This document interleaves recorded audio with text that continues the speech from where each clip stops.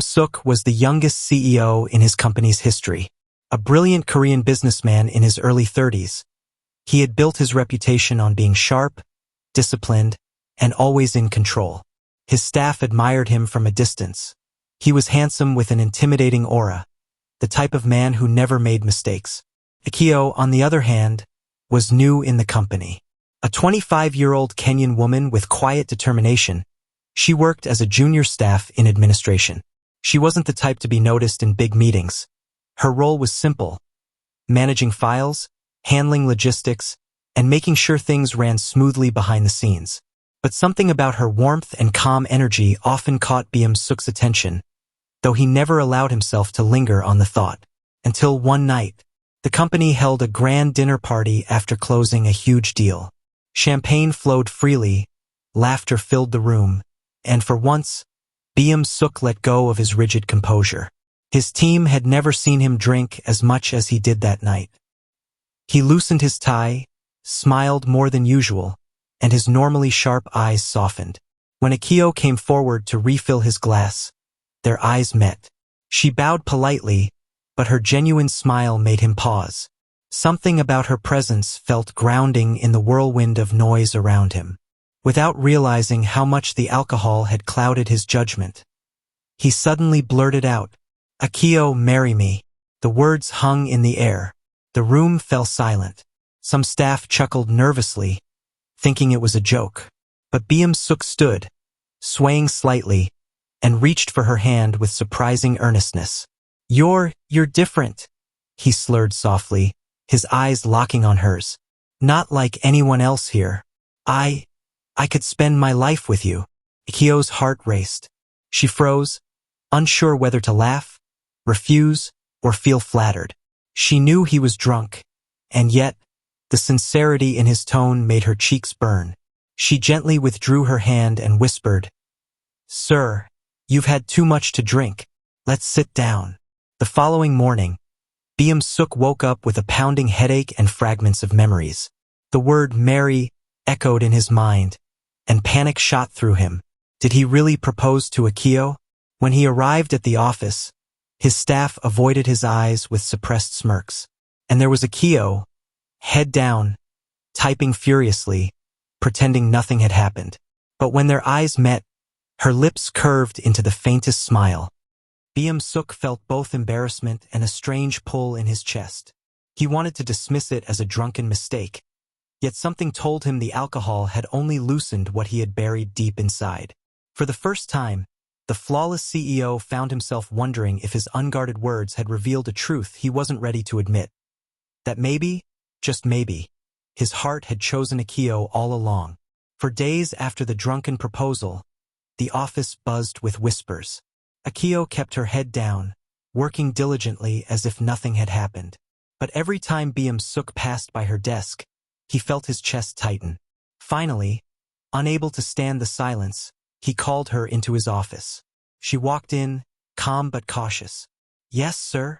He cleared his throat, adjusting his cufflinks even though they didn't need fixing. "About the other night, I may have said things that were..." He paused, struggling. "Inappropriate." Akio tilted her head, her lips curling in the faintest smile. "You mean asking me to marry you?" His ears burned. "Yes."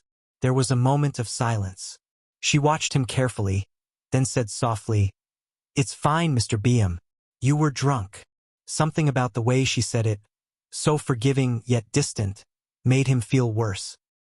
He expected her to laugh, to tease him, but instead she dismissed it so easily, as if it meant nothing. That stung more than embarrassment. After that, he found himself noticing her more. The way she stayed late to finish her tasks without complaint. The way she spoke kindly to colleagues others ignored. The quiet confidence in her stride. Slowly, his respect deepened into admiration, and admiration into something heavier. One evening, he saw her leaving the office, balancing a heavy stack of files. Without thinking, he rushed forward and took half from her arms. She blinked, surprised. "Sir, you don't have to." "I want to," he interrupted, his voice softer than usual. They walked together down the hall, silence stretching between them. Finally, he stopped. Akio, that night I was drunk, yes, but I wasn't lying. Her eyes widened. I don't expect an answer, and I know I crossed a line, he continued, his tone steady now. But what I said, asking you to marry me, came from somewhere real. I just didn't realize it until afterward. Akio's heart thudded in her chest. She searched his face, looking for signs of jest, but all she saw was sincerity. The same sincerity he carried into boardrooms, now turned toward her. She lowered her gaze, her voice barely above a whisper. You're my boss. People will talk. Let them talk, he said firmly. I care about what you think, not them. Akio felt a wave of emotions.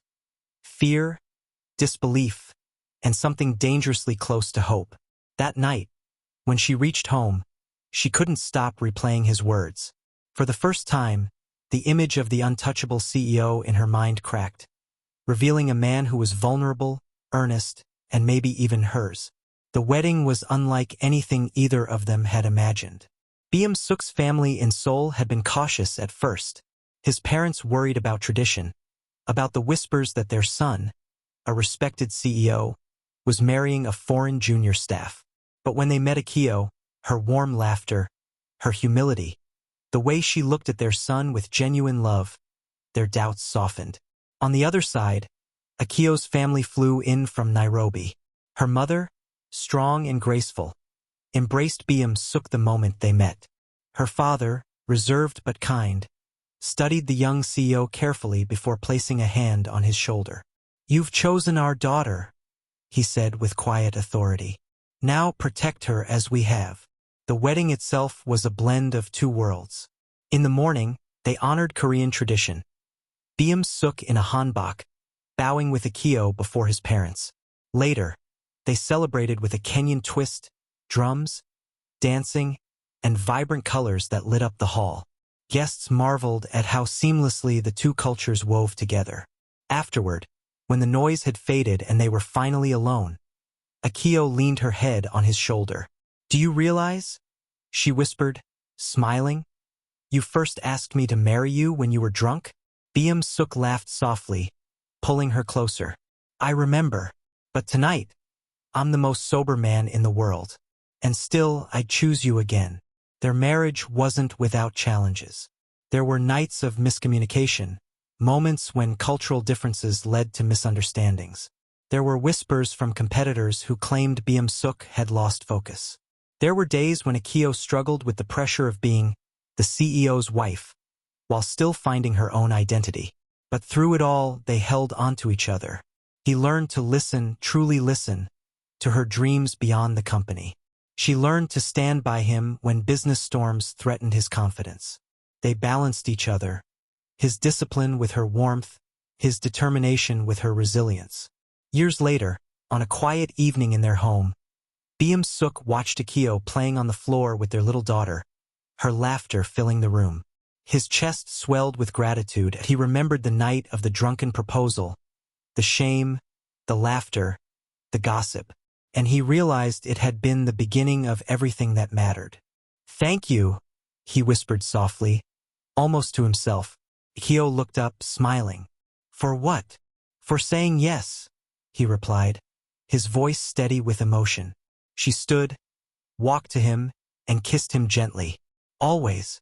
And in that moment, Suk knew, with no doubt at all, that the reckless words spoken under the influence had led him to the most deliberate, lasting love of his life. Parenthood changed everything, yet somehow brought them closer. Their daughter, Hannah, was a perfect blend of them both. Almond-shaped eyes like her father, a wide, bright smile like her mother. From the moment she arrived, Suk's world shifted.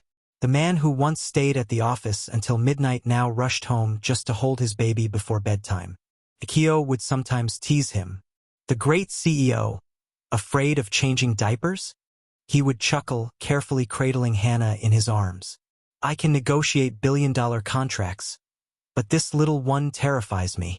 But secretly, she adored watching him soften. He was no longer just the sharp, untouchable leader. He was a father, fumbling with bottles, singing lullabies in broken Swahili, and letting tiny hands tug at his tie. As the years passed, they had another child, a boy named June. Their home grew livelier, filled with laughter, spilled juice, and the chaos of family life. But with joy came challenges. Suk often felt torn between his responsibilities as CEO and his duties as a father. Late meetings stretched into bedtime hours, and there were days when Hannah would pout and ask, "Why is Daddy always working?" Those words stung more than any criticism from the boardroom. One night, after missing June's school recital, he found Akio waiting for him in the living room. She wasn't angry, but her eyes were weary. "You're building an empire," she said softly, "but don't forget the little kingdom we have here." Her words pierced him. That night, he promised to do better, not just for her, but for their children. Slowly, he learned to draw boundaries. He delegated more, trusted his team, and made space for family dinners, weekend outings, and bedtime stories. He discovered that success wasn't measured only in profits, but in the moments when Hannah fell asleep on his chest, or when June proudly shouted, "Appa, look at me," from the playground swings. As for Akio, she grew in her own strength. She pursued her passions in community work, creating mentorship programs for young African women working abroad. Suk supported her fully, attending her events and telling anyone who would listen how proud he was of her. Together, they learned to balance two cultures, two careers, and two little ones. Their love, once questioned and doubted, became the steady foundation of their home. Years later, on their 10th wedding anniversary, they returned to the same hall where Suk had first blurted out his drunken proposal. This time, the room was quiet, empty except for them. He knelt again, holding her hand, and whispered, "I meant it then, I mean it now, and I'll mean it always." Akio smiled, tears brimming in her eyes. "You don't need to be drunk to say it anymore." And with their children playing outside, their laughter echoing through the hall, they sealed their promise once again. Not as boss and junior staff, not as CEO and employee, but as partners, parents, and soulmates who had built a life across worlds. Time passed as it always does. Hannah grew into a graceful young woman. Her father's discipline blended with her mother's compassion. She studied international law, determined to fight for the rights of marginalized communities. June, full of laughter and curiosity, became an engineer like his father, building things that made life easier for people. Suk and Akio watched them with pride, marveling at how their children carried the best of both worlds. Korean precision and Kenyan resilience, woven seamlessly together.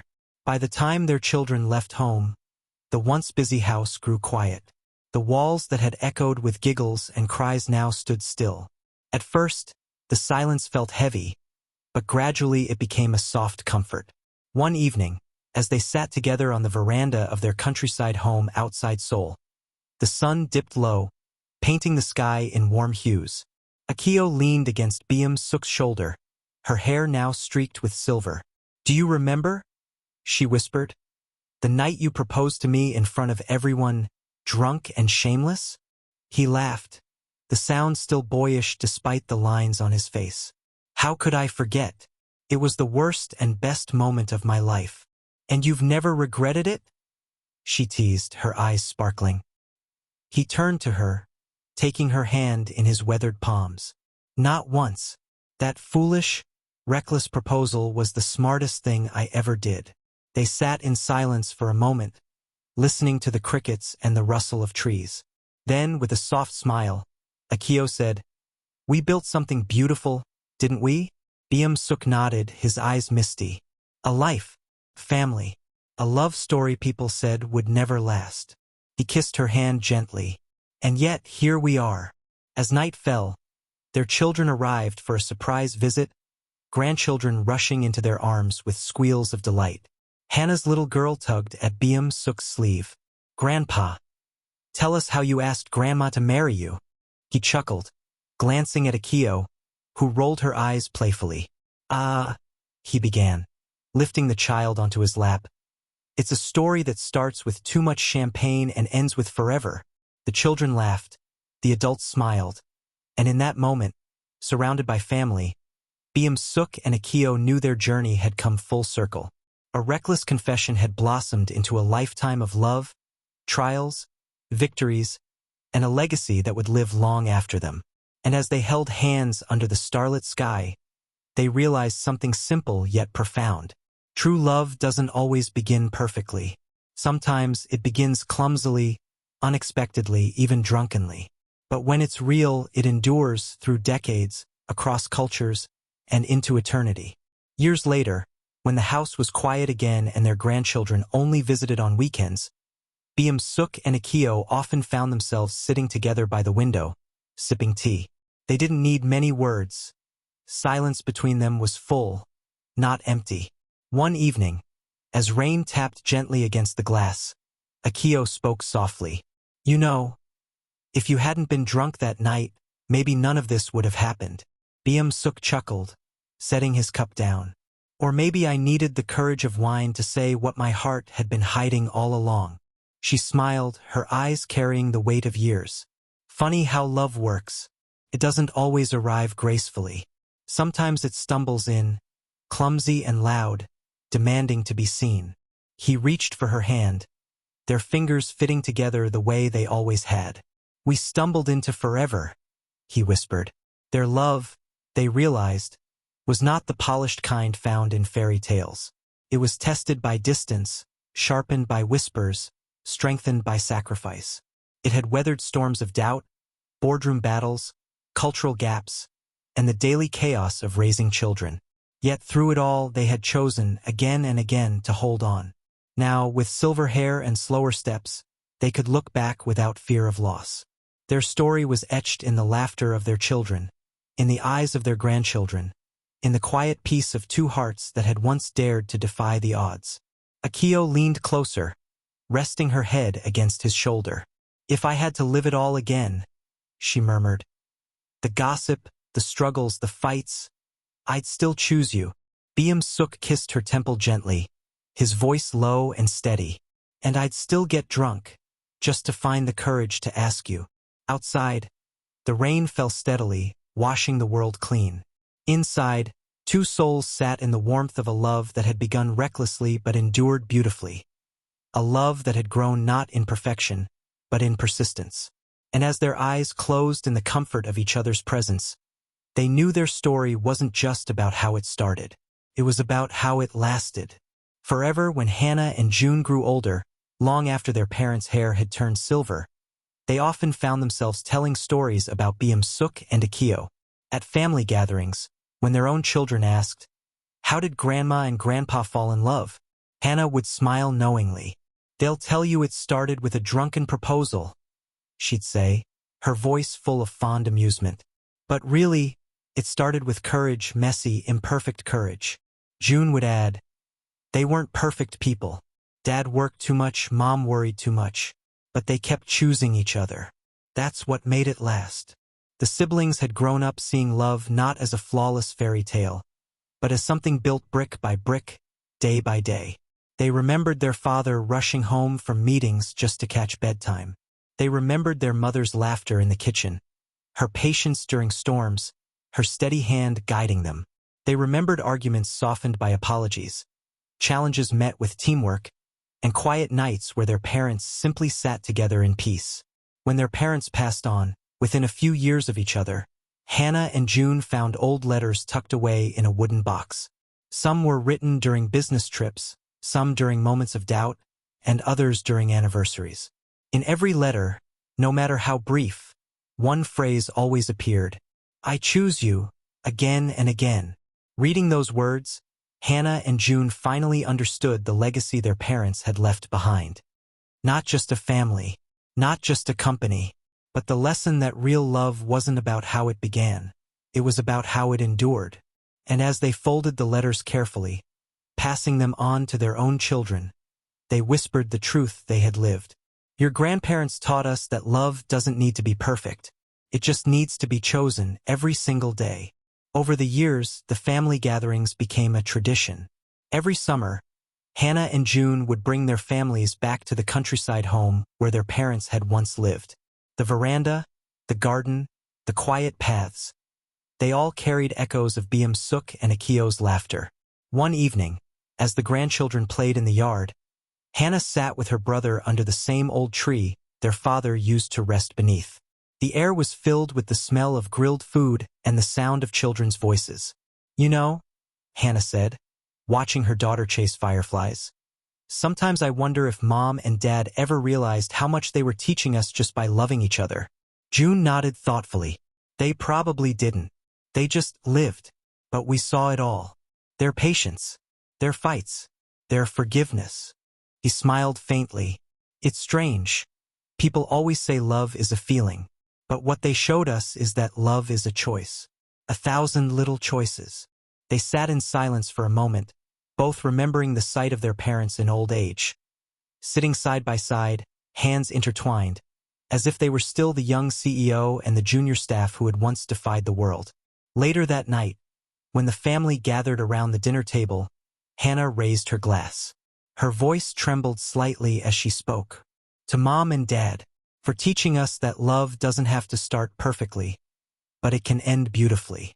For showing us that family is built on choosing each other over and over." The table grew quiet, then filled with gentle nods and smiles. Even the youngest grandchildren, though too small to understand, sensed the weight of the moment. And so, the story of Suk and Akio lived on, not just in old photographs or whispered memories, but in the values carried forward by their children and grandchildren. Their love had started clumsily, with laughter and gossip, but it had grown into something enduring, a legacy of resilience, forgiveness, and devotion. A legacy strong enough to stretch across generations, across cultures, across time itself. And whenever Hannah or June saw their children holding hands with the ones they loved, they would smile and whisper silently, "You have no idea the kind of love you come from." Years passed, and the grandchildren of Suk and Akio grew into young adults. They had only faint memories of their grandparents. Soft voices, warm hugs, the way Grandma's laughter filled a room and Grandpa's gentle hands guided theirs. But their story lived on in every family gathering, retold like a precious inheritance. One evening, after a family reunion, the cousins sat together under the stars. The eldest, Mina, pulled out the wooden box of letters that had been passed down from Hannah and June. She carefully unfolded one of them and read aloud the familiar words, "I choose you," again and again. The group grew quiet. The youngest cousin, barely 17, asked, "Do you think love like that still exists? The kind that lasts?" Mina smiled softly. "It does. But it doesn't just happen. Grandpa and Grandma taught us, it's built, day by day. They didn't have an easy start. They came from different worlds, different cultures. People doubted them, but they kept choosing each other." Another cousin added, "That's why we're here. We're living proof of their love. Without their choices, this family wouldn't even exist." They fell into silence, staring up at the night sky. Each of them carried different dreams. Some wanted to study abroad, others wanted to build businesses, some wanted to travel the world. But in that moment, they all felt anchored by the same truth. They came from a love that had defied odds, a love that had endured. As the stars glimmered above, Mina folded the letter carefully and whispered, almost like a prayer, "One day, when we fall in love, I hope we choose like they did. Brave, stubborn, forever." The others nodded, their faces lit with quiet determination. And so, Suk and Akio's story stretched into a new generation, not as a tale of a drunken proposal, but as a living reminder that real love is less about perfection and more about persistence. A love that began awkwardly, grew fiercely, and ended beautifully, still guiding their family long after they were gone. And so, the story of Suk and Akio became more than a memory. It became a living compass, passed from parent to child, from child to grandchild. What began with a reckless proposal under the haze of wine endured through trials, blossomed into family, and stretched across time. Their legacy was simple yet eternal. That true love is not found in its perfect beginning, but in its faithful choosing again and again until the very end. A love story that began clumsily, endured through storms, and blossomed into a family legacy. A reminder that love lasts not because it starts perfectly, but because it is chosen, again and again. Episode 1 ends here, the next episode comes up soon. Thank you for watching. If you enjoyed the story, please leave a comment. Also like, share and subscribe to my channel and click on the notification icon so that you will get notified whenever a new story is uploaded.